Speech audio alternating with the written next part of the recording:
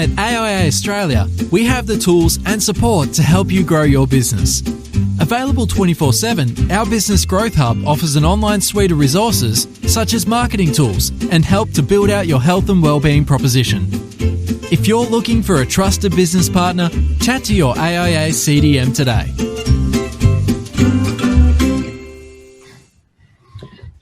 Hi everybody, and welcome to this week's XY Live.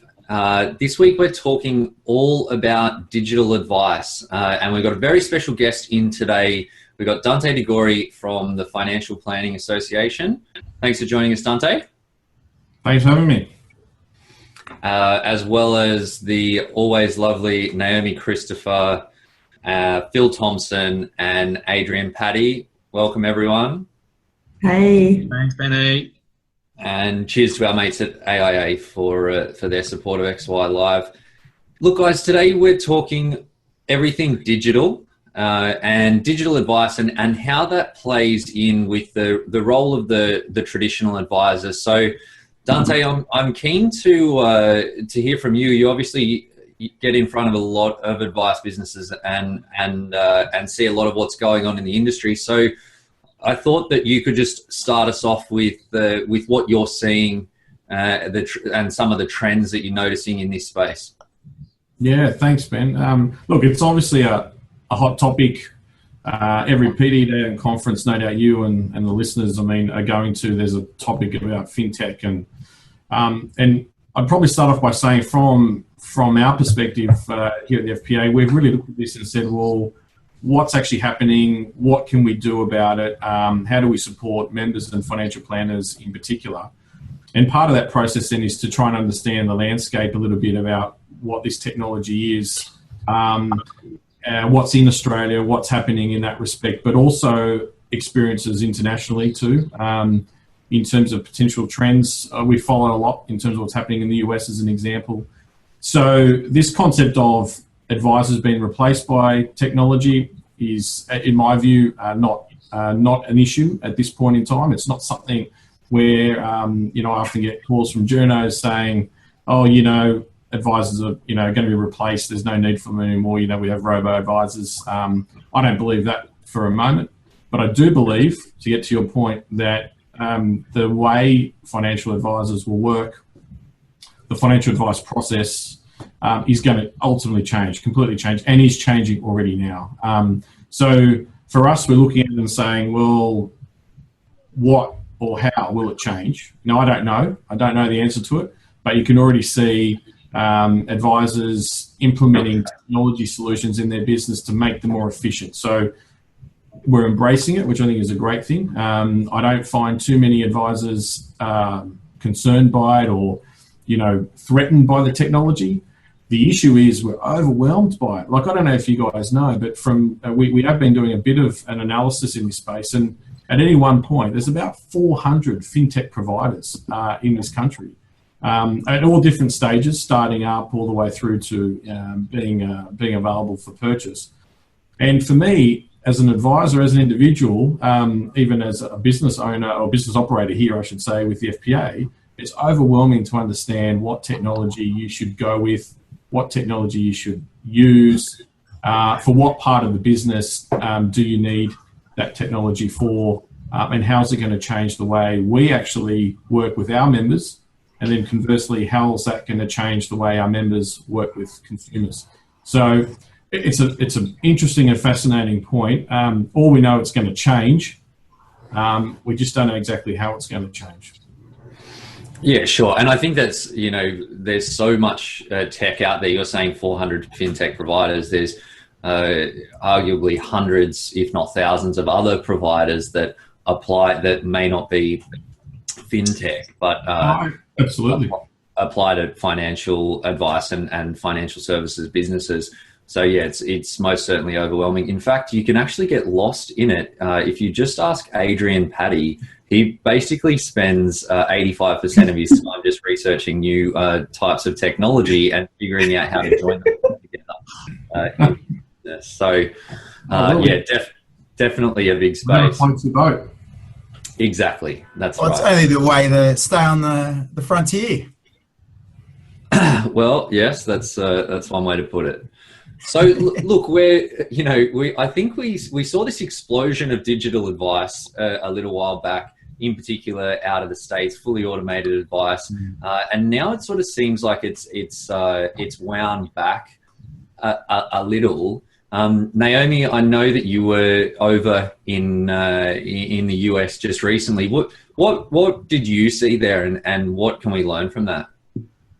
Yeah, so what we saw, many of the larger companies that were doing fully automated digital advice actually pivot and come back to a model that is advisor assisted, or a model that where the client may start the advice process digitally, but there are escalation points in place along the way where they can get in contact with an advisor, or the SOA process is only finished once an advisor has signed it off, or they can web chat an advisor, they can talk to them over the phone. And the digital part of the advice process was more of a client engagement process to get them in the beginning, which I find quite interesting, because they did full circle, went, we don't need advisors anymore, so we're going to do full scale digital advice, and then come back to, actually, this didn't work. People didn't want it. People still wanted to talk to an advisor, so they've come back.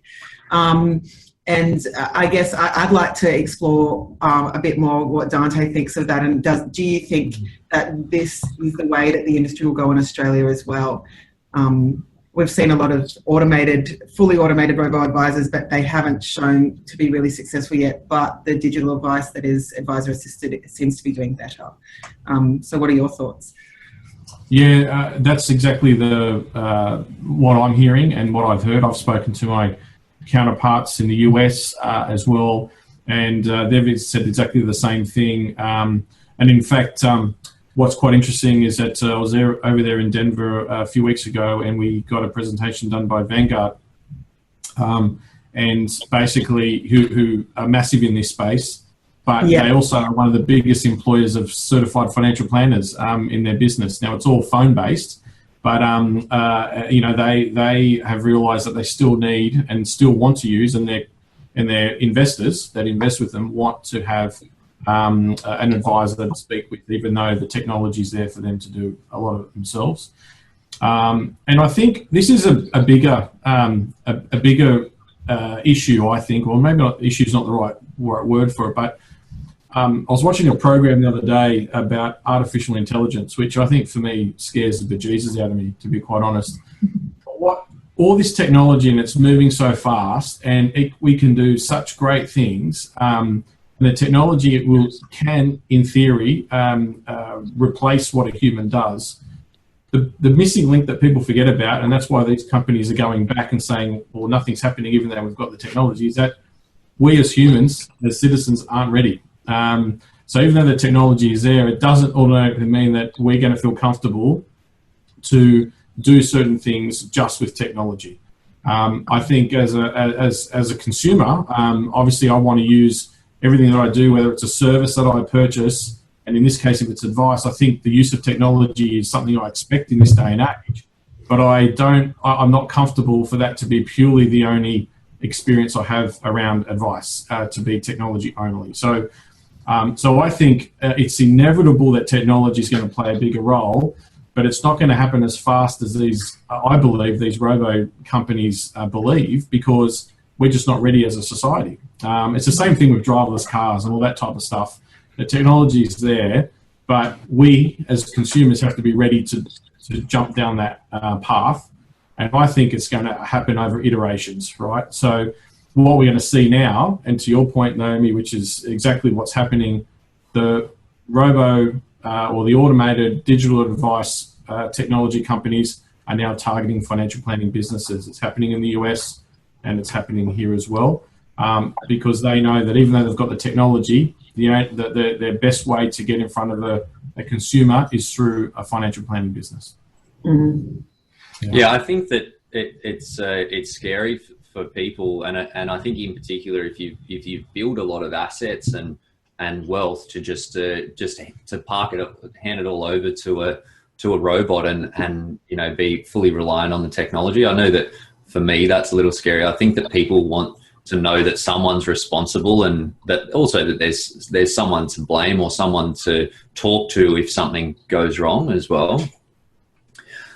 So I'm keen to hear from the other advisors here on, we're seeing this big trend towards digital, more and more sort of solutions in this space, but I'm wondering what role the traditional advisor has to play in the future. And, is it that we're all just moving further up the value chain? Is that the only space that advisors are going to be playing in the future? There's a lot of talk now about this coaching relationship with clients. Is that what the future is like for us?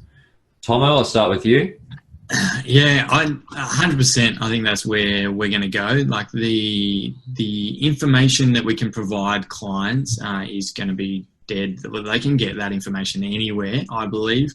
Tailored information, there's a little bit of a place there, but once we get this kind of AI, or once consumers are ready to give away all their data to get really rich information back to them, which we already do anyway using Facebook and Google, that providing information is going to be useless, really. But it's just really about making sure we maximize the value that we provide our consumers. Like I was talking to my sister, has started a decluttering business. She goes in and helps people declutter their houses. And I was talking to a friend, and they're like, how is that a business? Like, we all know how to tidy up a room, but there is someone who gets paid to help clean up people's houses for them. It's not a matter of lack of information that they can't do it themselves. It's a matter of lack of time, lack of energy of wanting to focus on it. And so there will always be a place for us as traditional advisors, but it's just more about that coaching, as you said, that really is what we'll play in. If we want to hang our hat on and say we're the best investors in the world, we're never going to do it. We're never going to be the cheapest. We're never going to outperform the market consistently year after year after year. So we need to kind of change the way we think about what advice is. And it isn't just an insurance recommendation or an investment recommendation, but it's about helping clients kind of, achieve the things that they want to achieve in life. Good. Patty? Yeah, I think the stage we're at the moment is fixing existing problems for advisors in terms of the technology piece. So a lot of the tech that's coming out is looking at what are our problems at the moment? How do we deliver insurance advice better? How do we deliver investment advice better and easier? Where are the pain points in an advice practice? There's a lot of technology coming out around that, but I guess I really like the value chain piece, Ben, that I agree with that. I think everyone is constantly being pushed up the value chain because technology eats up low value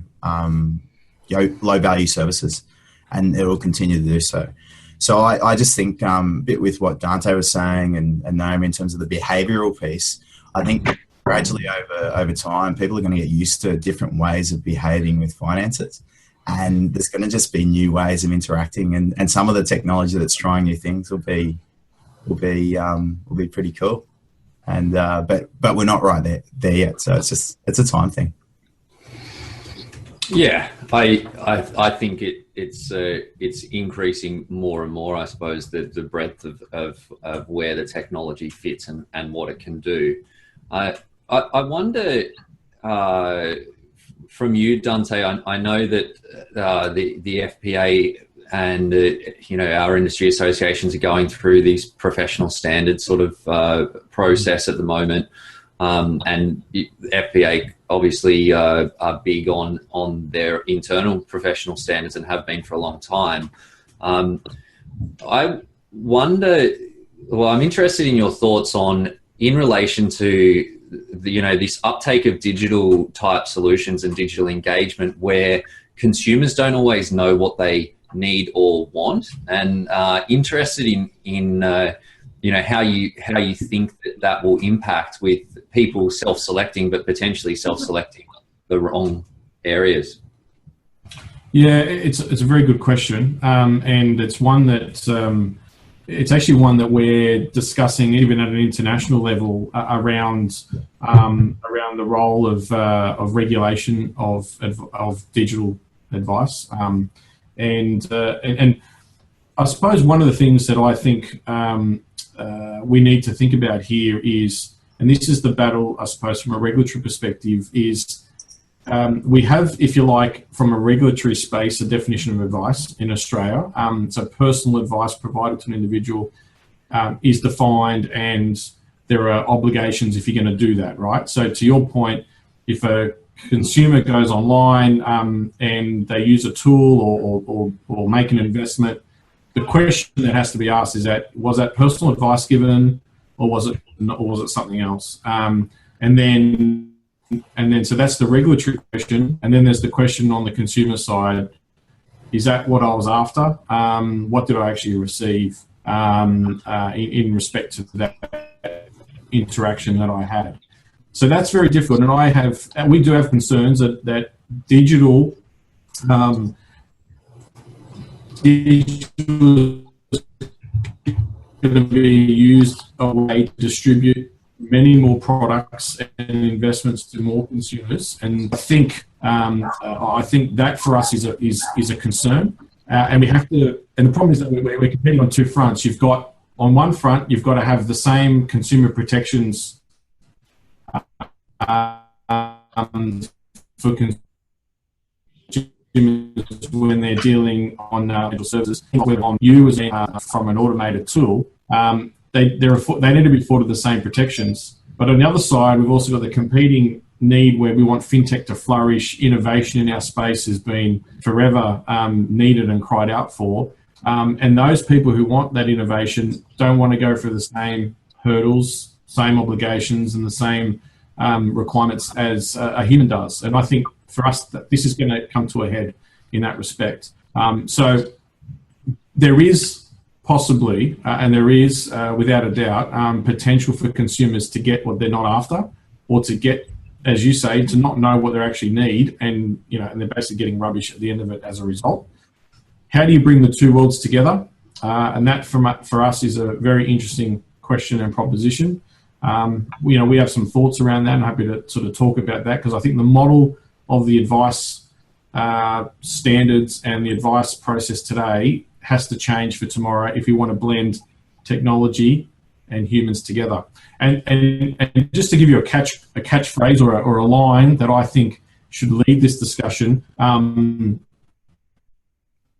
in respect to this space is human-led, digitally powered. I mean, what's the way I think the iteration before we go to full artificial intelligence and humans are no longer needed for anything. The next iteration and around this is human-led. So a human has to lead this, but it's powered by digital in terms of the way we deliver advice. And I think from our perspective, if you look at it from that, then you can weigh the consumer receives the advice or receives these services and how it should be regulated. You're on mute, Benny. You're on. Oh, just took him off. Yeah, technology, right?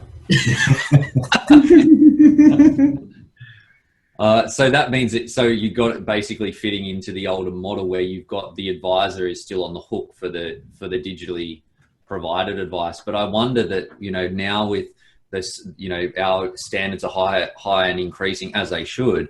But then what are the considerations moving forward where you've got the robot responsible for providing the advice? Do you think that we'll ever get there, or do we need the person to be on the hook? Well, I don't know about you, but at this point, it might be the situation where that may occur, but I personally can't see it in the short to medium term. A human being still has to be responsible, in my view. I'd love your thoughts on this, because someone built the robot, someone built the technology, someone built the algorithm. It wasn't another robot built. It was a human being that sits behind it.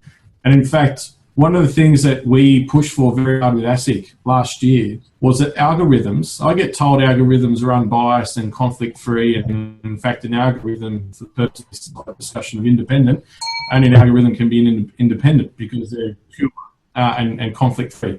Why is BS? Because a human being had to develop the algorithm. And a human is still a human being is still being used. So we said that person must have some financial advice experience or expertise, or that algorithm must be built with someone with that, and therefore that person takes ownership of the algorithm. And in fact, we called for the algorithm to be independently verified or checked, rather than the technology company who built it, who might be owned or supported by or funded by a product provider, building and taking and having that algorithm. Because for me, that's a flaw, that's a conflict, possible biases built into the algorithm.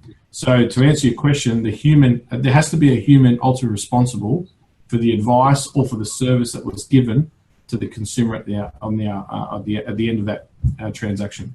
Is that a CFP developer certification, Dante?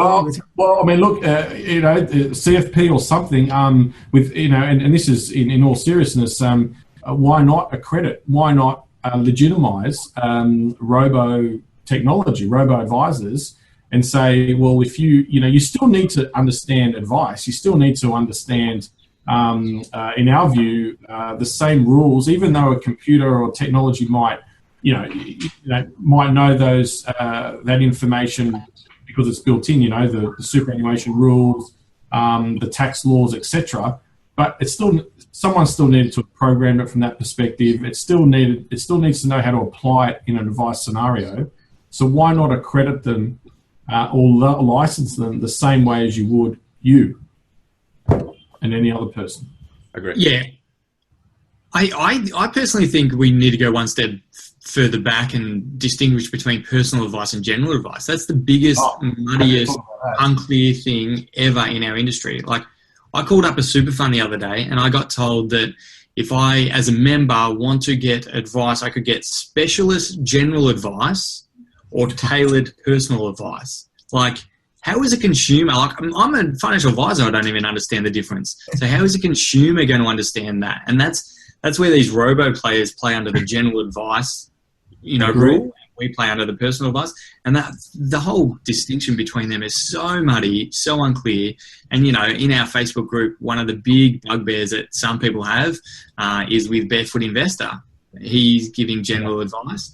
I personally think Barefoot Investor is doing incredible things, but you can understand the issue with advisors have with it, because we play under personal advice, he plays under general advice, and we do the same thing essentially. Yeah, well, he's not held up to the same standards and obligation and costs that you are, and his readers or subscribers, or whoever they are. But I bet you, if you ask them, some believe that Barefoot Investors giving them advice. So I totally agree with you. And in fact, I don't want to get into the regulatory policies, but we have been advocating now for the last 5 years for general advice to go.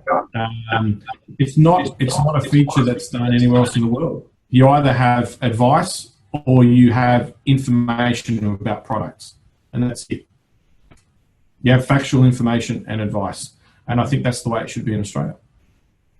Yeah, I think it can certainly be clarified. Patty, I'm keen to hear your thoughts on this, self-directed digital advice and views as to whether that's an issue for consumers. Oh, it's definitely an issue for consumers depending on how it's done. Like, there's lots of tools. Tools have always been available on bank sites, on financial planning websites, and people can do what they will with it. I reckon I think they can be really good tools. And a lot of the robo advice, some of the stuff is awesome, really good, and like, it's going to generate an outcome, a great outcome 90% of the time. I guess it's the question is, are we concerned about the effectiveness of them and the appropriateness, or are we concerned about why we have to go through a whole lot of shit and someone can just go and do general advice, arguably, and don't have to be held up to the same sort of scrutiny. And what does that, I guess, what do we get for being advisors that's different than someone that can just go around saying whatever they want in a book? I think that's sort of... If I can jump in, sorry, Ben, I was just going to say, doesn't it come down to truth in labeling? I mean, that's all the way I look at it. consumer perspective, it's about exactly knowing what they're getting. I don't dispute and disagree with you. The technology and the calculators and the tools are brilliant. And for people that want to do it themselves and want have their own control, who probably wouldn't use or want to see a financial planner anyway, great, brilliant. But don't sell it as advice. It's just self-directed tools that help them self-direct what they want to do with whatever it is that they're looking for. And so therefore the public needs to be clearly told and informed that there's a difference between using these tools which can assist you, lead you in a certain direction, but that's not advice. It's just not advice. If you want advice, then this is what happens and this is the other process. So there is a difference. The issue we've got today, Adrian, is that and institutions are doing this, and there's court cases at the moment with ASIC. But you have people who are using the ambiguity and the uncertainty of these definitions to masquerade a service as potentially being advice. They're happy for the consumer to think it's advice, even though technically it's not, because it's in their favour to do so. Well, I might add to what. Sorry, Ben. I might add to just what I was sort of answering and questioning at the same time. My experience has been that a lot of the stuff out there has actually moved us up it actually makes it easier as an advisor. I've got a client that will come in, they might talk about the Barefoot Investor, they might talk about these tools that they've used, and the information's there, the tools are out there.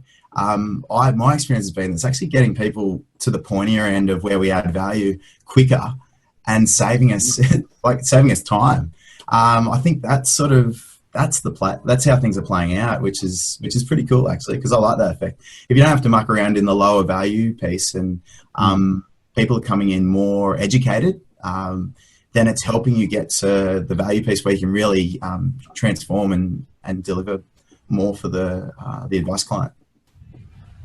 So just to follow up on those previous comments, Dante, I personally think that a big issue for consumers that causes quite a lot of problems and could potentially solve some of these issues is the fact that consumers still don't understand what financial advice is, how it works, what's possible, or what they should be doing. So from you guys as an association perspective, what are your thoughts on that, and what should we be doing to make that clearer for consumers? Because with this rise of digital and self-led sort of solutions, if there was a resource for people where they could actually learn and get the facts straight before they then launched into the self-directed space, is that a necessary step, or what are we doing there? It's a brilliant question, and it's an age-old question. In fact, it's probably the biggest, arguably probably the biggest challenge I think as a profession we have, is actually articulating what financial planning is, what financial advice is, and the awareness. So, this week is Financial Planning Week, and it's something that we and the objective of something like that is just to do exactly that, Ben, is to try and educate the public that financial planning actually exists. So, the reality is that people still don't really understand financial advice and financial planning, that it's there and it's something that they can actually can access. But also, what is it? What is it that they can get out of financial planning? How can seeing a financial planner help them? And it's very much about getting that awareness and understanding.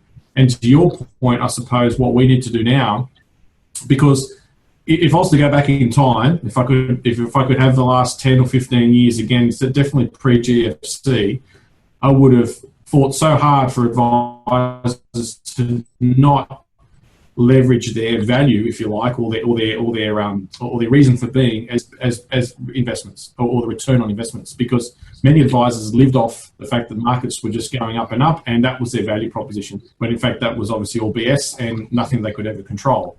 And therefore, as a result of that, consumers and the public connect investment with advice only. They don't connect, budgeting. They don't connect cash flow, debt management. They don't connect short-term savings goals that are actually of interest to them now as opposed to retirement as something a financial planner can help them with. And that's what we're trying to do. We're trying to retell the narrative around what financial planning is and how it can help them. And then to your point, what we need to add into there next is the use of tools and resources, the digital resources are available to help educate consumers about that. And perhaps, as Adrian said, that's a step in the process of them going to get advice, and the use of digital resources and tools is a way to engage them with the advice process in a way that's less threatening before they're ready to actually go through the full process. So there's a multiple fronts there, but that whole awareness and education piece is absolutely crucial. But I believe the narrative will change. Why can't we just have a really good website? Like, I think ASIC did amazingly with the Money Smart website. There's some great tools and resources on there. Like, people look at websites. I've heard of that. I'm pretty sure that's the thing, right? So why can't we just have like a really good website that makes this stuff clear to consumers? Like, should we be hounding ASIC about this, or? Well, I think we should leverage off what ASIC's done. I mean, the FPA is trying to do that. I know the AFA has as well. I mean, we've got Money and Life as a website, and that's designed purely to try and engage directly with consumers. It was also our way of bypassing traditional media, because, as much as you want to talk about financial planning in a positive light, your traditional journalist is not really going to be interested unless it's going to be something going to create interest in a clickbait or story perspective. So we've gone and developed a website which is financial planners talking to consumers directly, and it's a way of exposing financial planners to consumers without them needing to actually go that step of seeing a financial planner first. And it's all about using financial planners and expertise to talk about things that matter to consumers today. Like, I think the number one articles that consumers are actually clicking through on the Money and Life website is about planning for my daughter's wedding. So again, people don't normally traditionally connect a goal of saving for my daughter's wedding, or putting my kids through school, or maybe even getting a deposit for a home as something a financial planner can actually help them. Now, there's tools out there that can tell you how to do it, but what's missing is people aren't disciplined. People aren't able to actually implement it without some assistance.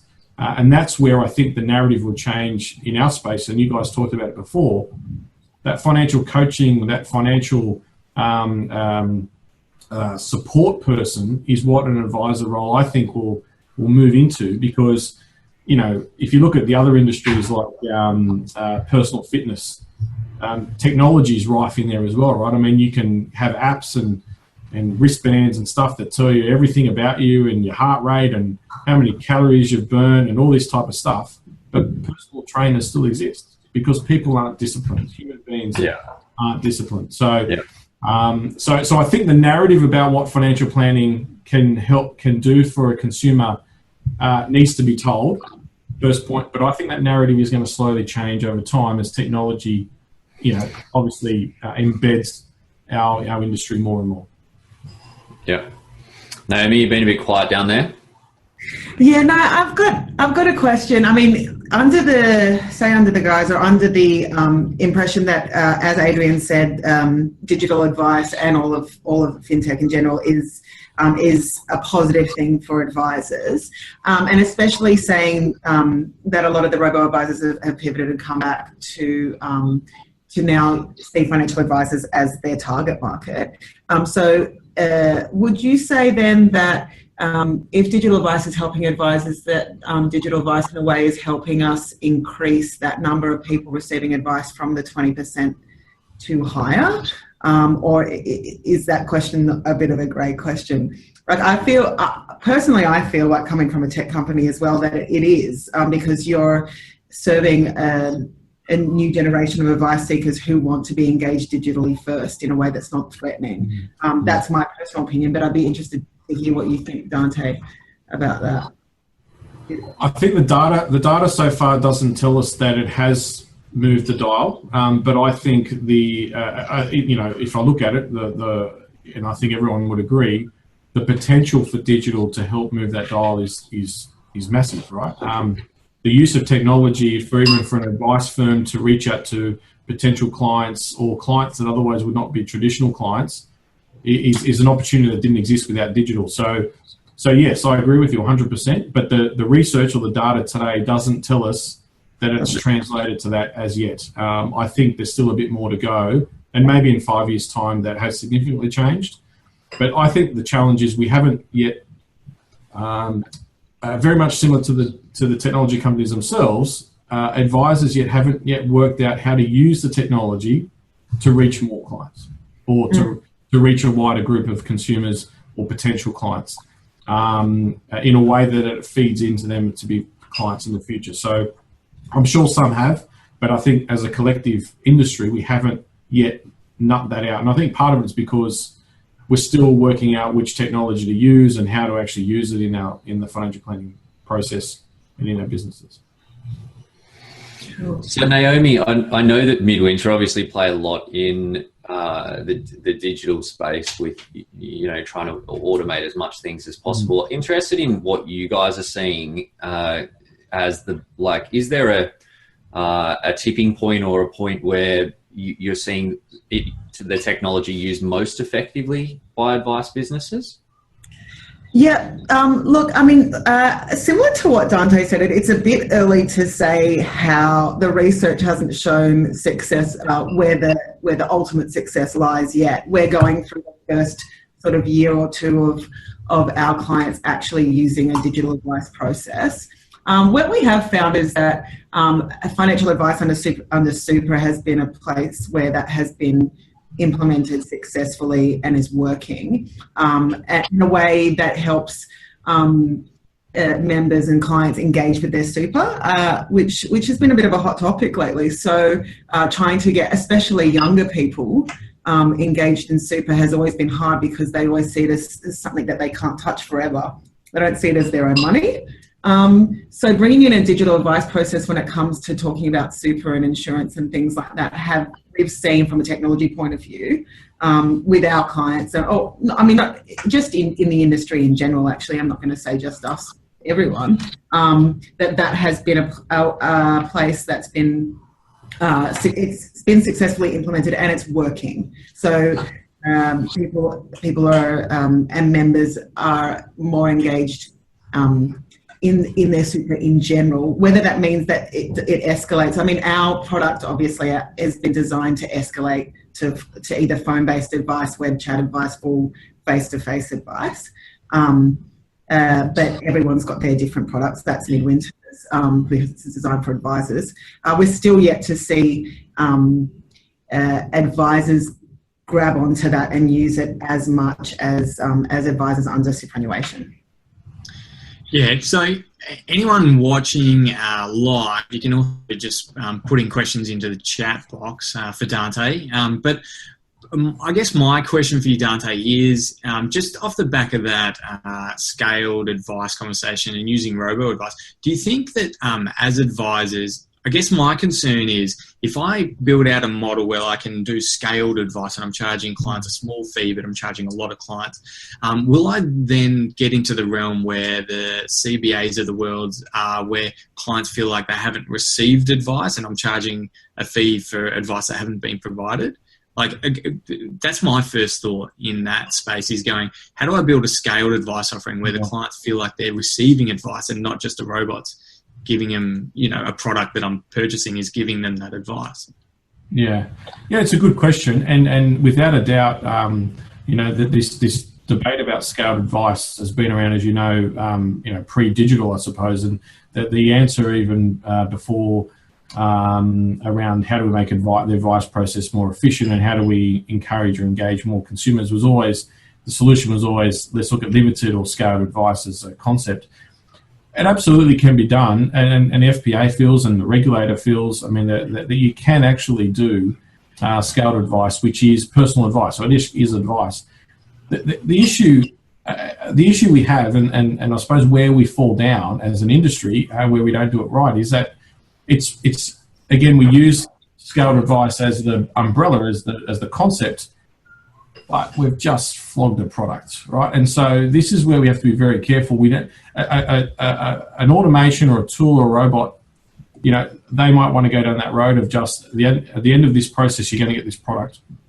If we're going to do scaled advice well, in my view, and able to service bite-sized chunks of advice to consumers so they can afford it and they can get it when they want it, it's still got to be advice. So it's still got to be about them, and it's about them. And the advice might not be a product. So you might be just helping them set up a budget or manage their cash flow. That's advice. You've supported them. You should be able to charge for it, right? So, but of course, where there's product at the end or a product recommendation at the end, then you just have to ensure that what the client is asking for, what you're going to deliver, is articulated and communicated very succinctly. Because where it gets the trouble at the back end, where we get complaints about, is the advice has been scaled artificially, if you like. It's not what the client wanted. It's not what what was agreed to. It's what the advisor wanted. The advisor only wanted to do this, and I have to say, it does happen very much in the life risk space. If it's nothing wrong with just providing advice on life risk, but it's got to be communicated. There's got to be no question mark or ambiguity between the client and you that's what you're going to provide advice on. And it's the communication that we fall down on. So I don't know if I answered your question. You can absolutely do it, but we're not doing it well. But yeah, again, I kind of come back to this just ambiguity around general scale, because you think about the barefoot investor. He's giving general advice. He's giving general advice. It's not scaled advice. It's not scaled advice under a personal advice context. And that's why it's confusing. Super funds use this, tailored personal advice. It's just, I'm an industry fund. I want you to retain you as a member. And so they use a scaled advice model. So we've got this spectrum of advice. We all call advice. It's general, scaled, tailored personal, full service, whatever, there's a whole spectrum of advice that makes it really confusing. I agree. And that's why I think, going back to the discussion we had earlier, general advice has got to go, because I think that would help remove some of the ambiguity, because you've got basically factual information, product information, and advice. Within advice doesn't necessarily mean it has to be comprehensive, holistic, but it's advice because it's personal. And that way then you don't get in the issue of whether it's general advice or scaled advice from a personal sense, or whether it's personal holistic. You then just have advice, and it's no longer a question about whether it's general advice or scaled advice, because general advice, in theory, if we get out in the new world, it doesn't exist. Just my last question. That's a big thing that you guys at the FPA are fighting for, is to change the general advice to general information or sales. That's right. Yeah. Basically, for me, it's products, product sales or product information. That's where it's mainly used. If anyone has been on the end of a general advice call or seminar, it's about selling a product at the end. Yeah, I like what you're doing there, Dante. I'd like to raise that. So, say general personal. Within personal, we've mentioned scaled and comprehensive. Best interest duty covers both of those. Yes. Now, what are your thoughts around the issues of scaled advice excluding the fiduciary responsibility of advisors to identify risk for clients and actually direct them in the right direction, and the issues around that? Because scaled advice is done differently, and often there's things identified where people should probably go see another professional or another specialist in that space. What are your thoughts on that? Yeah, look again, the best interest duty requires that obviously you provide advice in the client's best interest, and there's obviously the safe harbour provision. So that's the technical side of it. But ultimately, where scaled advice has got to work is that it's got to be quite clear the scope of the advice that's going to be delivered, right? So just because you're scoping the advice to be provided about X, one thing, as the professional in the room, you might, as you say, identify the client needs advice on a few other areas, or there are other issues that need to be addressed. You need to demonstrate that you've identified them and that you've communicated to the client. It doesn't mean you have to provide advice on them. And that's the key thing. And where we're not doing it right is that we're just pretending those things don't exist, and we don't tell the client about it. And then if something happens down the track, the advisor's at fault because the advisor's just skipped over it. So even though the client might want to come in and say, look, I just want to consolidate my super. And once you start that conversation, once you start your fact find, you know that you'll start identifying different things through that conversation that you think, oh, wait a minute, these might be issues. So as a professional, the upfront piece of work might still not be different because you're identifying all these things. but you're delivering advice purely, or you're delivering advice that you've scoped in terms of what you're going to deliver. And it's just that process of articulating what you're going to do and what you're not going to do that's really important. And again, we're not doing that very well. As an individual professional and with your experience, you will identify things. You just need to notify the client. And if the client doesn't want to do it, that's their choice. You can't make them do it. But to protect yourself and to do it under the new rule, under the best interest duty rules, you just have to make sure you cover yourself on those bases. And this is where I think this is where as an industry we get this wrong, because people see scaled advice as being scaled in, I only want to ask one question and I want to deliver this one thing. The reality is you still have to diagnose the client. You still have to find out what the problem is through the fact-finding process. It's just that your solution might be scaled, or you might scope the advice to be about one or two things. But it doesn't mean you haven't identified those other things and encourage the client to either do something about it now or later. So how does that work? How do you see that working in practice, Dante? Because I agree that scaled advice does have a place. Like there are certain circumstances where someone just wants help in one area. So by scaling advice, that can be good. But there's also areas where it's used where it's, as you say, you just put the blinkers on, focus on your one area, and really there could be issues that it's in the client's interest to address in other areas. So I love the idea of having people to identify them, but practically, how do you see that working? And I think this is where technology can play a big part. I mean, the diagnostics aspect of all their financials is one thing. I mean, really, technology for me should enable a financial advisor to have information at their disposal much quicker and easier. So that's the financial side. And then then through your discussion, you will identify things. This question about, I've had this debate with many people about full fact finds versus, tailored fact finds, et cetera, et cetera. As an individual, a practitioner, you sit in front of a client, you've got questions you want to ask, but through that conversation, that will flow into other areas naturally. And through your experience, you will go into different areas naturally. Now, as the professional, you're the one leading that discussion, you're the one leading that debate and the question line of questioning. What you identify, you can't then pretend you didn't hear or didn't identify. So you have to then use that process to either scale out or inform the client that they should get advice on it. Practically, yes, I don't believe it reduces that upfront diagnostic piece. I agree. And I know that's the reason why people get frustrated with scaled advice, because they want it to be a reduced fact find and they want it to be a reduced SOA and a reduced research bit in the middle with the strategy. So to answer your question, I think the upfront piece is still very important, whether you're going to deliver holistic or scale, but we have to use technology to help make it more practical because we're not doing it. And maybe for me, it's technology to help. How do we use technology to make that process more efficient? Because as the professional, I'd hate to go to a doctor and a doctor to ask me questions and to know that there's probably something or an issue that I should be dealing with, but then decides not to address it, which they may or may not do. But I'd hate to know that you as the advisor knew about something and failed to inform me that I should do something about it because we just wanted to deliver advice on X. Now, if you generally don't know about something, that's a different story. But through your experiences, I'm sure you will identify things through your interview process that the client wasn't expecting to tell you about. And as a result of that, you can't unknow what you know. Absolutely. Yeah. I suppose, though, it's the depth, though, of the fact find.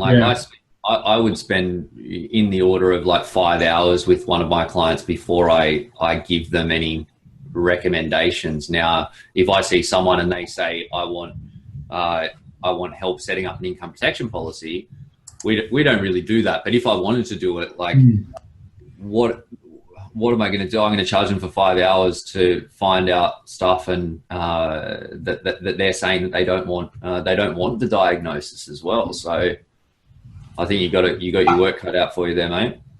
Yeah, look, I agree. It's a difficult question to answer, but it's again, do you then have various fact finds tailored, and then use all different fact finds for different outcomes, and I just don't think that's practical either. So You as an individual practitioner is going to, you're not going to be comfortable in avoiding questions purely because you don't want to know the answers to those questions, because then you have to deal with it. So, look, I'm not saying there's an answer to it exactly, but what I'm saying though is that industry is doing it anyway. Industry is not doing your 5-hour fact find process. Most advisors, or many advisors, aren't doing that because if they want to scale through to a particular solution, that's what they're doing. So we're not doing it right now, is the problem. And as a result of that, I think we are failing the best interest duty, with or without technology. So where do we go from here then? Oh, Naomi, you have all the solutions for us, don't you? It might be a good question for Dante. I feel like my solution or my opinion might be biased here. Yeah, it's clearly a very curly issue, and I'm sure we could talk about the merits of different approaches all day, but I'm not sure we'd get any closer to the perfect solution. But look, that's great discussion. I think yes, it's some interesting stuff there. Clearly, the digital wave is coming, so it's just about who can leverage it the most to get the best results. Thank you very much for joining us, Dante. Really appreciate your time. It's been great to have you on and get some of your insights. Pleasure. Thanks for having me, guys. It was really enjoyable. Cool. And XY team, thank you. Thanks, Benny. Thank you. Good to be with you guys, and we'll see you same time next week. Awesome. Thanks, mate. See you guys. Bye. Bye-bye.